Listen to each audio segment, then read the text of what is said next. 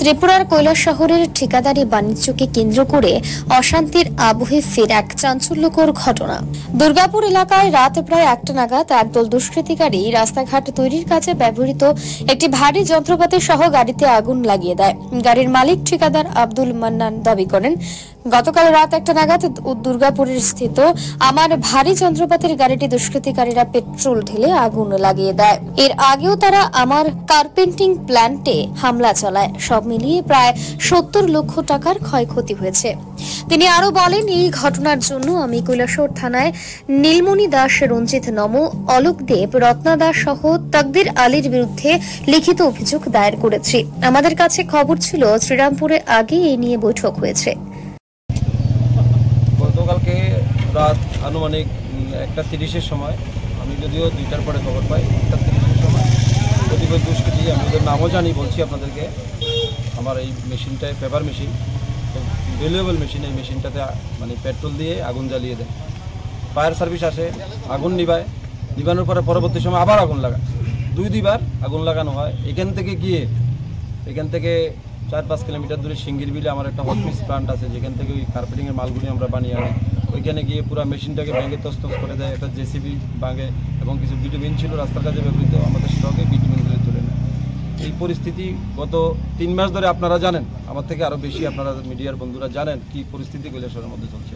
অফিসে ঢোকা যায় না, টেন্ডার নিয়ে ঝামেলা। আমরা যারা বড় বড় কাজের সঙ্গে যুক্ত, ছোটো বড়ো কাজে আমরা ইন্টারফেয়ার করি না। কোনো অফিসে আপনি ঢুকতে পারবেন না। গত কিছুদিন আগে মোটর বাইক জ্বালিয়ে দেয়। আজ পর্যন্ত কে জ্বালিয়েছে, দিনের দুপুরে মোটরসাইকেল জ্বালালো, কোনো নাম দাম কিচ্ছু নেই।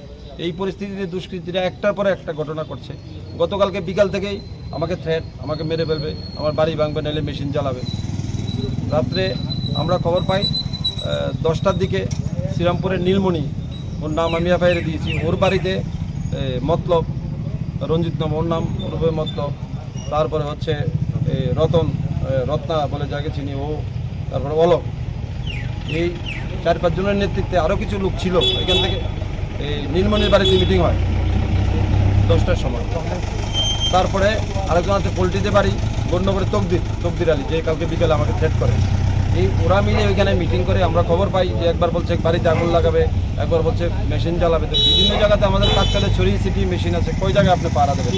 এই পরিস্থিতিতে রাত্রেবেলা 1:30টার সময় আগুন লাগিয়ে দেয়। এখান থেকে আগুন লাগিয়ে পরবর্তী সময়ে সিঙ্গির বিলে আমার যে প্লান্ট আছে, প্লান্টটা ভেঙে চুরমার করে দেয়, একটা জেসিবি ভাঙে।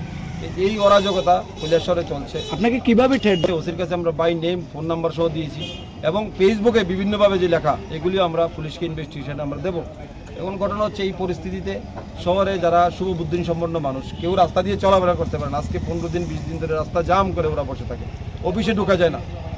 এই যদি পরিস্থিতি হয়, আমরা যারা ঠিকাদারি কাজের সঙ্গে যুক্ত, ছোটোখাটো, কেউ বড় কাজ করি, কেউ ছোটো কাজ করি, এই কাজে এই পেশার সঙ্গে যুক্ত, এই পরিস্থিতি যদি অবসান না হয়, তাহলে কৈলাসহরে তো ভবিষ্যতে আরও বড় ধরনের ঘটনা ঘটতে পারে। পুলিশের তরফ থেকে কি আশ্বাস দেওয়া হয়েছে? পুলিশের তরফ থেকে আশ্বাস বলতে তো পুলিশ তো নিজে কাজ করতে পারে না, কেউ না কেউ বলে দেয় পুলিশকে এইভাবে লেখো, এইভাবে করো, এইভাবে করো।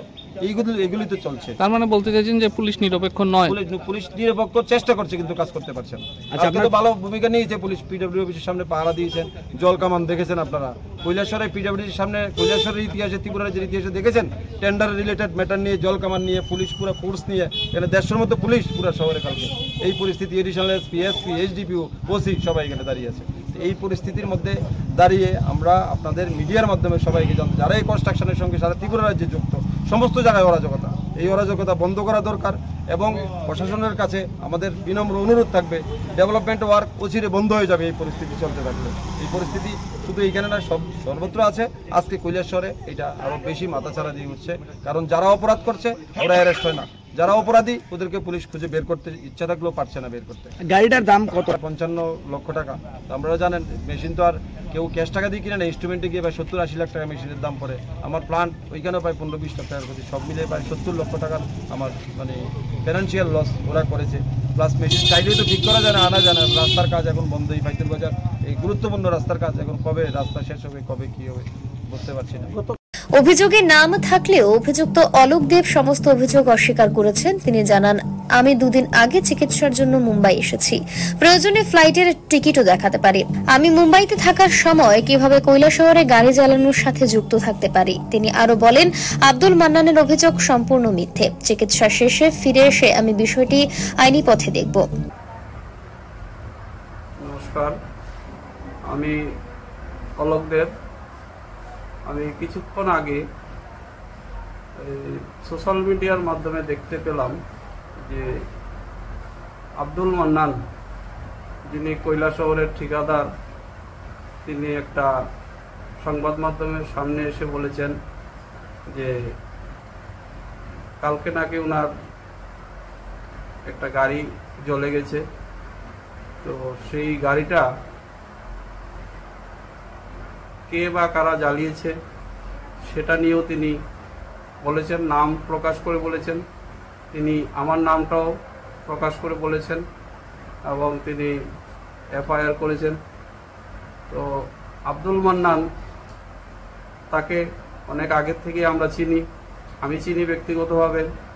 উনি 2013 সালে যে একটা হিন্দু মুসলিমের যে দাঙ্গা লাগাবার চেষ্টা করেছিল, সেটাও আমরা সামনে থেকে দেখেছি। আজকের দিনেও সেই হিন্দু, আজকে আমরা 4-5টা ভাইকে তিনি এই ওনার গাড়িকে বা কারা জ্বালিয়েছে সেটার মধ্যে আমাদের 4-5 জন হিন্দু ভাইকে জড়িয়ে তিনি আবার সেই দাঙ্গা লাগানোর চেষ্টা করছে। আজকে ফেসবুকে আমি দেখেছি পুলিশ নাকি যারা এ ধরনের সুরসুরি দিচ্ছে তাদেরকে খুঁজে বেড়াচ্ছে। তো আমি বলবো আর খোঁজার প্রয়োজন নেই। যে একটা ব্যক্তি আছে আব্দুল মান্নান, সেই এই ধরনের চক্রান্ত, ওনার গাড়ি উনি নিজে জ্বালিয়ে আজকে একটা দাঙ্গা লাগাবার চেষ্টা করছে। আমি বর্তমানে মুম্বাইতে আছি, আমার শ্বশুর ক্যান্সারে আক্রান্ত, ওনাকে নিয়ে আমি এখানে মুম্বাই টাটাতে আছি।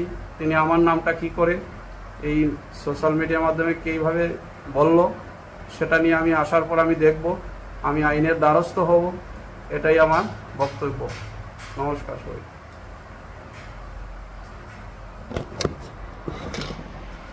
উক্ত ঘটনায় স্থানীয়দের কাছ থেকে বিষয়টি জানতে চাইলে দুর্গাপুরের এক স্থানীয় বাসিন্দা জানান, গতকাল রাতে যখন ঘুমোচ্ছিল তখন বিকট শব্দে ঘুম ভাঙে।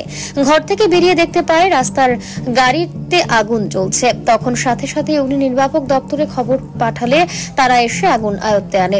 কি হয়েছে কোন তো গরম বিছনাত ঘুমাই দিয়েছি, আর হঠাৎ করে দেখি এখানে ডিম ডাম আওয়াজ, আগুনে যে টায়ার টুয়ার ব্রাস্ট হইতেছে। তখন বাইরেছি, বাইরে তো দেখলাম ওই আগুন চলতেছে। তারপরে ফায়ার সার্ভিসে কল করলাম, মান্নানের নম্বর তো নাই আমার কাছে, যে জানাইতাম। কারোর দেখছেন নি তখন এখানে? বাইরের গাড়ি একটা দেখা গেছে, বাইরের গাড়ি। চিনতে পারছেন নি গাড়িটা? না, মানুষ চিনা তো মুশকিল, তবে গাড়ির নম্বর পাওয়া গেছে, পিএসরে দেওয়া হয়েছে। কি গাড়ি? ওয়াগনার। কালারটা সাদা। আপনার নামটা? আমার নাম লিখে দিয়ে কিনা করবেন দাদা? আমি ঘটনার তদন্তে নেমেছে পুলিশ। তবে এলাকায় দিন দিন বাড়ছে উত্তেজনা। সাধারণ মানুষের আশঙ্কা, প্রশাসন দ্রুত ব্যবস্থা না নিলে ভবিষ্যতে বড় ধরনের সংঘর্ষ অনিবার্য। ব্যুরো রিপোর্ট, পাবলিক নাও। শুভ অক্ষয় তৃতীয়া উপলক্ষে বিশেষ আকর্ষণীয় অফার এবং চোখ ধাঁধানো সম্ভার নিয়ে হাজির আপনাদের বিশ্বস্ত মিনা গহনালয়। প্রতি কেনাকাটায় নিশ্চিত উপহার, মজুরিতে 30% ছাড়, পুরনো সোনার বদলে নতুন গহনা। অফার চলবে 20 এপ্রিল থেকে 3 মে পর্যন্ত। আমাদের ঠিকানা শান্তিপাড়া, আগরতলা, পশ্চিম ত্রিপুরা। বিস্তারিত জানতে ফোন করুন এই নম্বরে 9863052217 এবং 8257988134 নম্বরে। অক্ষয় তৃতীয়ার এই শুভক্ষণে আপনাদের জীবন সুখ ও সমৃদ্ধিতে ভরে উঠুক। ধন্যবাদ।